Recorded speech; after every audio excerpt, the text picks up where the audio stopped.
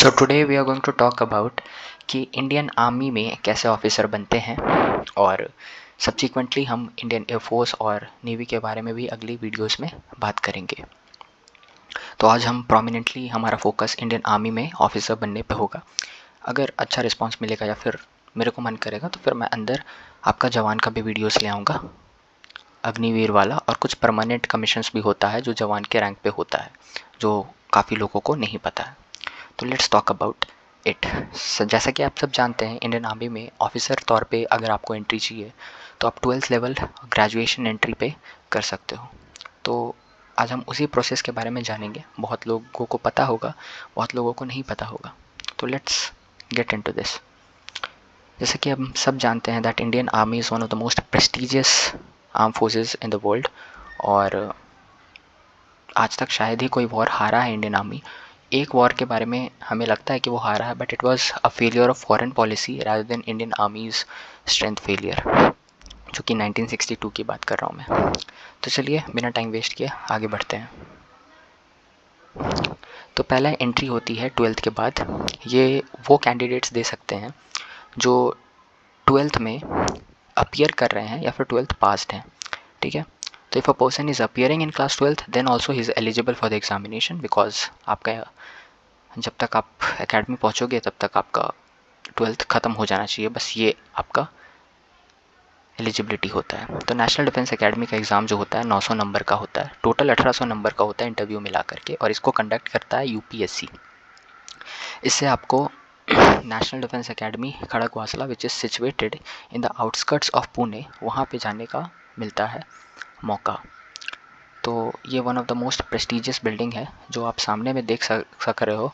ये Sudan building है जो कि सूडान गिफ्ट किया था इंडिया को, और ये बहुत बड़ा कैंपस है, और इसमें आपको बैचलर्स की डिग्री मिलती है 3 साल की। उसके बाद फिर आप जो भी सर्विस ऑप्ट करते हो, जैसे अगर आपने आर्मी ऑप्ट की है तो आपको इंडियन मिलिट्री एकेडमी के लिए फिर 1 साल की फर्दर ट्रेनिंग देहरादून में मिलती है। जो एयरफोर्स ऑप्ट किया है उसको डुंडीगल हैदराबाद के आउटस्कर्ट्स में है, वो एयरफोर्स एकेडमी में भेजा जाता है, और बाकी जो इंडियन नेवल एकेडमी चूज़ किया है उसको इंडियन नेवल एकेडमी एजीमाला में भेजा जाता है। 1 साल की ट्रेनिंग होती है।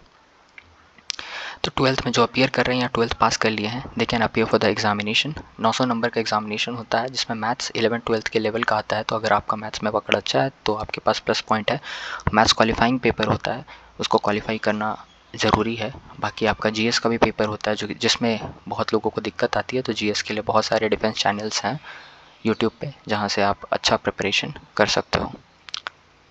एग्ज़ाम को क्वालिफाई करने के बाद लगभग 3 से 4 लाख लोग एग्ज़ाम में फॉर्म भरते हैं। 2 से 3 लाख लोग अपीयर होते होंगे एग्ज़ाम में, और फिर आपको इंटरव्यू का कॉल आता है जिसमें आपको 8000 लोगों को इंटरव्यू के लिए बुलाया जाता है। एसएसबी इंटरव्यू 5 दिन का प्रोसेस होता है, उसके बारे में हम डिटेल वीडियोस कभी लेके आएंगे। बस यही है कि पहला 2 टेस्टिंग होता है। फर्स्ट डे टेस्टिंग होता है जिसमें 50% बच्चों को हटा दिया जाता है, फिर 50% जो रहते हैं वो बाकी दिन के लिए रहते हैं, आउट ऑफ विच रिकमेंडेशन होती है। फिर आपका मेडिकल्स होता है। अगर आप मेडिकल इन हो जाते हो वेल एंड गुड, नहीं तो अगर आप रिजेक्टेड हो तो आपको 45 दिन के बाद दिया जाता है समय मेडिकल बोर्ड को अपील करने का, और उसमें प्रोमिनेंटली आपको हाँ ही कर दिया जाता है। तो फिर आप एक बार मेडिकल इन हो गए तो फिर आपका मेरिट का नाम आता है, और मेरिट लिस्ट में इन होने के बाद you will be able to go to the national defence academy. और ये 3 साल यहाँ से बैचलर्स करने के बाद आप जेएनयू या फिर सावित्री बाई फुले दोनों में से जो भी यूनिवर्सिटी का डिग्री आपको चाहिए वो आप अपने मन से ले सकते हो। यहाँ पे 3 तरीके की डिग्रीज होती है। एक होती है आप आर्ट्स में कर सकते हो, साइंस में और कंप्यूटर साइंस में। 3 साल के ट्रेनिंग के बाद आपको यहाँ भेजा जाता है जो आर्मी ऑप्ट किए हैं उनके लिए। तो यहाँ पे आपका 1 साल का ट्रेनिंग होता है, और बाकी जो नेवी है और एयरफोर्स के लिए हैं तो उनको रिस्पेक्टिव ट्रेनिंग इंस्टीट्यूट्स में भेज दिया जाता है। तो ये चिटवुड बिल्डिंग है। जैसे श्याम मानेकशॉ ने एक लीडरशिप लेसन का वो भी दिया था, लक्ष्य मूवी में भी इसको दर्शाया गया है। तो ये बहुत फेमस बिल्डिंग है। अब हम आते हैं दूसरी एंट्रीज। तो 10+2 टेक्निकल एंट्री होती है, नेवी के लिए भी होती है और आर्मी के लिए भी। तो जो बंदे हैं 12th क्लास में 60% एटलीस्ट लेकर के आ रहे हैं, ठीक है, और 350 के, जो कि मतलब 3.5 लाख से ऊपर जिनका जेई मेंस में रैंक है, तो उनको डायरेक्ट एसएसबी इंटरव्यू के लिए बुलाया जाता है, उनको इंडिया का एग्ज़ाम नहीं देना पड़ता है। बट इसमें एक टेक है कि इसमें इंटरव्यू थोड़ा ज़्यादा हार्श होता है, बिकॉज उसमें कम लोग आते हैं इंटरव्यू में, क्योंकि आपका बहुत ज़्यादा लोग फ़िल्टर आउट हो जाते हैं एग्ज़ाम में ही। बट इसमें बहुत लोग 3.5 से अंदर हो जाते हैं, तो बहुत लोग आ जाते हैं, तो वो है। इसके लिए आपको अच्छे से इंटरव्यू का प्रिपरेशन करना पड़ेगा। बहुत लोगों को फर्स्ट डे टेस्टिंग में भी हटा दिया जाता है। 300 से प्लस लोग आते हैं इसमें। इसकी 3 लेवल पर ट्रेनिंग होती है। Basic military training officers training academy गया में, फिर टेक्निकल ट्रेनिंग होती है सिकंदराबाद, पुणे या मऊ में, और फिर पोस्ट कमिश्निंग ट्रेनिंग होती है सिकंदराबाद, पुणे या मऊ में। तो हम देखेंगे कैसे कैसे ट्रेनिंग्स है। तो बेसिक जो ट्रेनिंग होती है उसमें आपको 1 साल का है। Military basic skills, physical fitness और डिसिप्लिन पे आपको बताया जाएगा कि ऐसा है। फिर टेक्निकल ट्रेनिंग होती है आपकी माउस या फिर आपका पुणे वुणे में, कि टेक्निकल जिस भी स्पेशलाइज टेक्निकल ट्रेनिंग फील्ड में आपने इंड्योर करा होगा उसमें फिर आपको देना पड़ेगा। फिर कमिश्निंग ट्रेनिंग होता है जिसमें आपको लीडरशिप, टैक्टिकल स्किल्स और role as a officer in Indian army के बारे में बताया जाएगा, और ये बहुत इंपॉर्टेंट है। ऐसे ही 10+2 नेवी एंट्री भी आती है, एकदम सेम ऐसा ही होता है उसका भी एलिजिबिलिटी, उसमें डायरेक्ट आपको इंटरव्यू के लिए कॉल आता है। चलो अब प्रोसीड करते हैं ग्रेजुएशन लेवल की एंट्रीज़ के लिए। तो मान के चलो कि इसमें कोई एज नहीं होता है, बस मैं बता दूं कि नेशनल डिफेंस एकेडमी और ये दोनों के लिए आपका एक प्रोमिनेंट एज होता है, जो 18.5 साल तक ही आप फॉर्म भर सकते हो, और 19.5 साल तक ही आपका एज होना चाहिए एकेडमी के अंदर घुसने तक। मतलब आपका फॉर्म भरने का एज जो है 18.5 साल से ज़्यादा नहीं होना चाहिए दोनों भी एंट्रीज़ में। फर्दर जो इसमें नहीं जा पाते हैं फिर वो ग्रेजुएशन लेवल के लिए ट्राई करते हैं। तो जो बाहर से ग्रेजुएशन करके आए हैं उनके लिए ये होता है। तो सीडीएस कंडक्ट करवाती है यूपीएससी, और इसमें मैथ्स, जीएस और इंग्लिश आता है। ठीक है, मैथ्स भी 100 नंबर का होता है, जीएस भी 100 नंबर का होता है और इंग्लिश भी 100 नंबर का होता है। वो पैटर्न एग्ज़ाम का हम आगे लेके आएंगे, और ये भी यूपीएससी कराती है।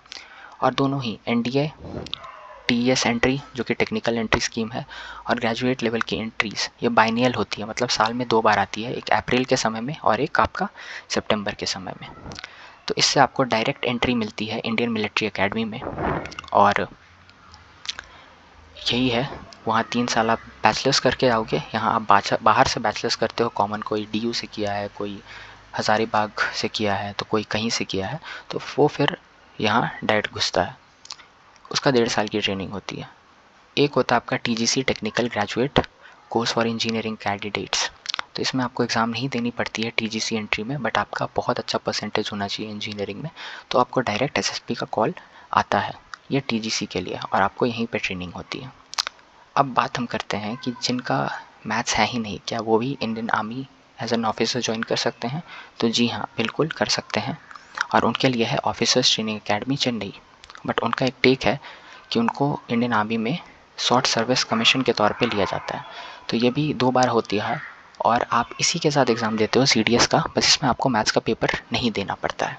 ठीक है, इसकी एज होती है आपकी 24, और 23 होता है आपका फॉर्म भरने का एज, और इसका होता है आपका 24 होता है इसमें फॉर्म भरने का age. Officers training academy Chennai. तो इसमें आप बिना मैथ्स का एग्ज़ाम दिए, बिना इंग्लिश और जीएस से घुस सकते हो। इस प्रेस्टीजियस एकेडमी से भी बहुत ही बेहतरीन प्रोमिनेंट फिगर्स बाहर आए हैं, इसके बारे में हम बात करेंगे कोई अलग वीडियोस में। लेकिन ये इंस्टीट्यूशंस में आप एसएससी टेक से भी जा सकते हो, जैसे इंजीनियरिंग ग्रेजुएट्स है जिनका कम परसेंटेज है, तो उसके लिए भी ये रास्ता खुला हुआ है। यहाँ पे उनको डायरेक्ट एसएसबी कॉल आएगा, बट उसमें कंपटीशन ज़्यादा रहता है। जिस भी चीज़ में डायरेक्ट एसएसबी होती है ना, विदाउट एनी एग्जामिनेशन, तो कंपटीशन ज़्यादा होगा। इसमें क्या है कि आपको 10 साल के तौर पे सर्विस मिलेगा। फिर आपके पास 3 ऑप्शन आता है कि आप ऑप्ट कर सकते हो 4 साल एक्स्ट्रा, या फिर परमानेंट कमीशन, या फिर आप 10 साल के बाद छोड़ सकते हो। लेकिन 10 साल तक आपको सर्विस देना पड़ेगा। नॉर्मली 4 साल तक आपको मिलेगा एक्स्ट्रा एक्सटेंशन, बिकॉज जो परमानेंट कमीशन होता है वो वैकेंसीज, फिटनेस और हेल्थ पे रिलेटेड क्राइटेरिया पे मिलता है, और नॉर्मली वैकेंसीज उतनी होती नहीं है। और बाकी इसमें आपको परमानेंट कमीशनिंग मिलता है। फर्दर यही था अभी तक इंडियन आर्मी में घुसने का तरीका एज एन आर्मी, और काफ़ी सारी एंट्रीज़ हैं, जैसे अगर आपको घुसना है as an advocate and all, तो उसके लिए जैग एंट्रीज़ होती हैं, बट वो प्रोमिनेंटली होता है उन लोगों के लिए जिसने बैचलर्स और मास्टर्स कर रखा है उस स्पेसिफिक फील्ड में। सो आशा करते हैं कि आप लोग सब ये देख के और ज़्यादा मोटिवेट होगे और प्रिपेयर करोगे। और there are different kind of defence channels which are actually preparing for this examinations, तो आप वहाँ जा कर के तैयारी कर सकते हो उनके साथ। तो जय हिंद, लगे रहें और इंडियन आर्मी में अपनी सेवा के लिए पूरा योगदान दें। Thank you.